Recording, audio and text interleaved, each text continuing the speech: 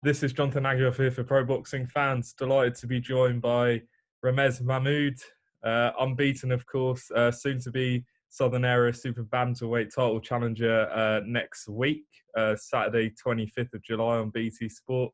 By the time this goes out, it might be fight week. Ramez, how you doing? Yeah, I'm good, thanks. Just starting to get eager now. We're 1 week away. But yeah, I'm good, excited. How about yourself? Yeah, doing well, thanks. Obviously, restrictions easing a bit, which is good, and obviously good for you guys ahead of this fight that you've got with Chris Bourke. Before we get into that, I do want to discuss with you how you got into boxing. I got into boxing. It's hard to say what sort of struck me about boxing, because I was just watching Amir Khan and Willie Lemons was the fight that I was watching at the time.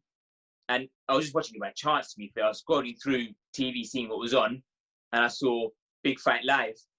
And I thought, I like fighting, I like combat stuff. I was into martial arts at the time. So I thought, I'll watch that. And it was Amir Khan Willie Lemons fight. And after watching it, I just got hooked on it and joined the boxing gym next week and stuck with it ever since. Wow. So it was literally just one Amir Khan fight that made you think, I want to be like him, basically. Yeah, pretty much. It was just watching one fight, and I got hooked straight away. And I never got hooked to any other sport, to be honest. But there was just something about boxing. I can't say what it was. It was just something about boxing that stuck with me. How old were you back then? 13. I think I was 13 then. So, what was your amateur career like? Was it extensive or? Well, my amateur career was throughout Gate ABC throughout my whole career. I didn't have a great deal of fights. I had about 32 or 33 fights, boxing plenty of nationals, got to like quarters and semis sort of every time. So I wouldn't say I was a standard amateur, but I done okay as an amateur. As we spoke a bit before we press record, there, you're obviously nicknamed the math magician. That's it. In the end, so you're obviously a maths teacher by day. You're also doing boxing. How do you combine it? I mean, obviously, the last few months, I'm guessing it's maybe been easier to focus on boxing. But how do you combine it? It's nowhere now that I haven't done it full time for a couple of months now. I look back and think to myself, how do I do it? Because it is just so hard. I mean, when I'm working full time, my days are I'm up at 5 a.m. I'm doing anything I need to do in the morning. Then I'm going to work, and straight from work, I'm going to the gym. Then I'm back home about 9 or 9:30. I'm going straight to bed, and I'll do that again 5 days a week.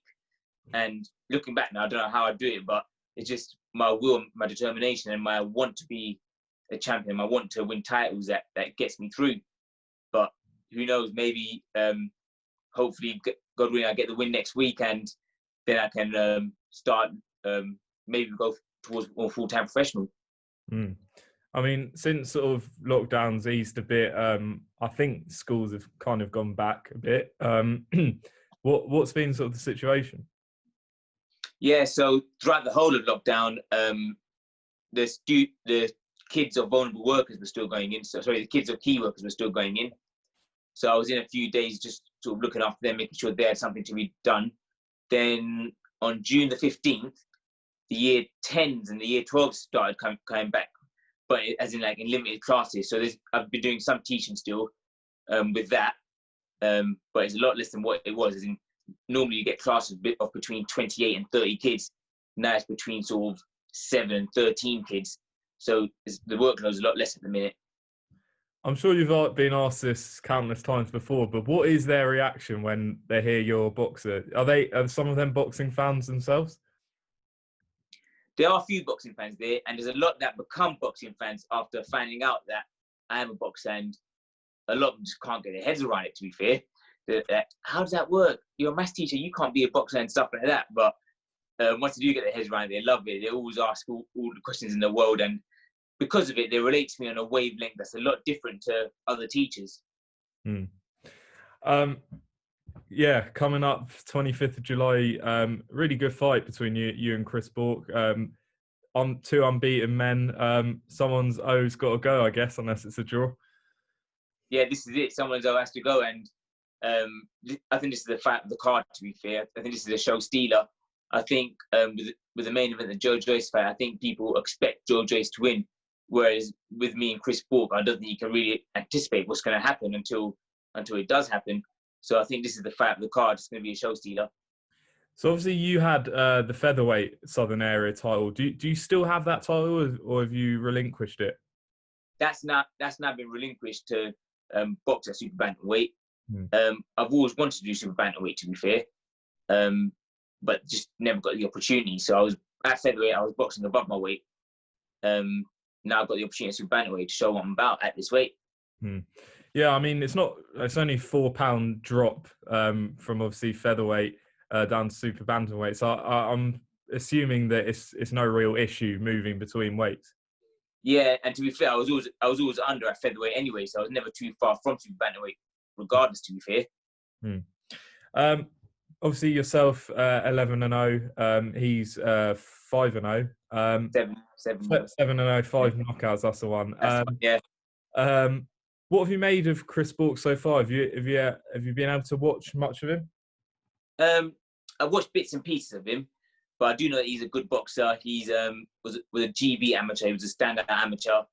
He boxed in the WSB as an amateur as well, which is like professional boxing in itself. So he's probably more experienced to professional boxing than his 7 fights does suggest. So he's a good fighter, and I have to figure that puzzle out on the night. As you say, undercard of Joe Joyce, Wallish. It's a really good platform, I guess. You're not officially signed with Frank Warren, but for him to give you this opportunity, you must be very grateful to him. Yeah, and I believe, as I know it, this is the co-main event as well, so it's going to have a perfect time slot. So yeah, I'm thankful to Frank Warren for giving me the opportunity. Also, I want to thank my manager Mickey Amu, because I was on the last show before lockdown, and now I'm on the second show back. So I've not really lost much time, to be fair. Was that important? I know you boxed in March. Was that important in terms of, I guess, what's happened since, that you were able to get out before everything sort of the coronavirus pandemic happened? Yeah, because there were times before that March fight where I thought, is it going to happen? Is it not going to happen? Is it going to get called off? Luckily, I did manage to box. And then when lockdown come, I wasn't sure if I was going to box this year or next year. I just didn't know when the fights would come. And I knew that when it did come, it will probably have to be in the away corner, which it is going to be. But I'm more than happy to do that. And I'm more than happy to go and cause the upset. Why do you believe? Do you believe that he's the favourite going in? I think people in the know call it a 50-50 fight, but I think according to the bookies, even though they haven't released odds yet, I think they'll make him a slight favourite just with him being the home fighter and stuff like that. I think the odds are stacked against me a little bit, but doesn't matter. The main thing that matters is what happens in the ring. Do you think this is a bit of sort of a breakout fight for both of you live on BT Sport? We saw it sort of come back last week. It was an impressive show. Is this sort of a good sort of breakout for both of you with all that exposure? 100%. And as I said, this is the co-main event. It's going to have a prime time slot. There's going to be loads of views. So this is a chance to make ourselves into potential superstars, to be fair. What's your thoughts on fighting behind closed doors? And were you impressed with what we saw last week? I thought BT done a good job of it, to be fair. I think the fights were quite good. I mean, Brad Foster and James Beach is at our weight as well. So I was watching that fight with great interest. That was a great fight. I thought BT done a great job with it, and especially with no crowd, you can really hear the shots landing as well. Yeah. So adds a bit more to the viewers as well. Obviously, you'll be in quarantine sort of next week. Do you have any idea when you're sort of going to be heading to BT studios and the hotel? I think I start the quarantine on Wednesday at the hotel with my trainer. And as far as I know, we get picked up by a taxi on fight day probably about half an hour or so before the fight, go and get wrapped up, get the fight done, and then it's straight back to the hotel from there. So everything's in place. We get our COVID test done on the Wednesday, and we can't leave our room until the results come back. The hard work, I'm guessing, is sort of all done now. Are you what's sort of the plan, sort of when now just a week or a few days away? Yeah, all the hard work is done now. It's just last little bit of ticking over.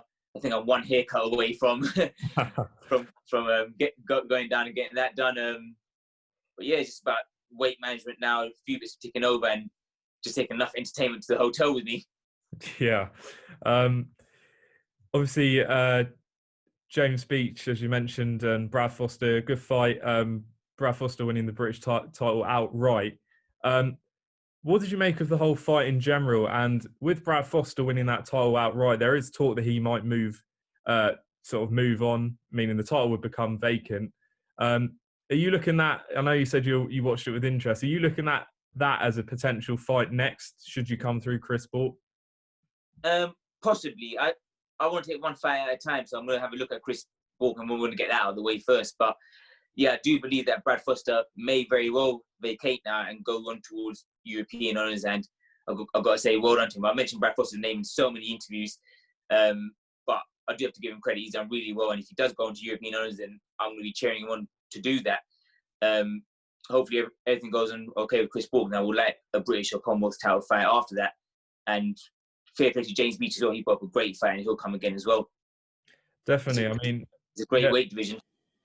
That's what I was going to come on to. I mean, you've got sort of James Beech, Lucian Reid, of course, and several others in the mix. This is a great time to be in this division because, as you see with sort of James Beech, even though he didn't win the fight, sort of his stock rose. It is a great division. 100%, it's a great division. You mentioned Lucian Reid there, who I quite like Lucian Reid, and I hope he does come back. James Beech would definitely come again. There's so many good fighters coming through. Last one, sort of on the fight. How much sparring has been sort of possible and training sort of during this period when you first found out about the fight? Sparring has been all right. I mean, it's always hard to find Southwell sparring as it is, but we've done okay with that regard. Obviously, there's certain facilities that I would have normally used that haven't been able to use, but I've replaced that with other things. So obviously, it wouldn't have been a perfect camp, but there's no such thing as a perfect camp anyway. There's always something, but I had a great camp regardless. What do you think will be the difference on Saturday night between you and Chris Bourke? Don't want to say too much. I say tune into BT Sport and we'll find out. That's the right answer. Final one. What sort of fighters? I know you mentioned at the beginning, sort of Amir Khan got you into the sport. Are there any other fighters sort of now that you sort of look at that inspire you, or fighters from the past? I like a lot of the Mexican fighters. So like the two I watched a lot was Marco Antonio Barrera and Juan Manuel Marquez. They're the two that I like to watch a lot, and I watched a lot of Miguel Cotto coming up as well. I used to love his style. Which specific fights can you remember from those fighters? You got the Barrera and Morales trilogies. Barrera and Rocky Juarez, the first one was a great fight. I love watching Miguel Cotto and Zab Judah as well. I thought that was a great fight. And the Marquez Pacquiao a lot as well. 100%. All right, Ramez, thanks for coming on. Appreciate your time. Best of luck in the last few days of camp, I guess, and look forward to it. BT Sport, what do you want to say to sort of the fans tuning in? Yeah, thanks for having me, and to all my fans, again, always thank you for your support. Apologies that you guys can't be there for next week, but tuning to BT Sport, it's going to be explosive. No doubt. Ramez, thanks very much for coming on, and hopefully we'll catch up after the fight. Thank you very much. Speak to you soon.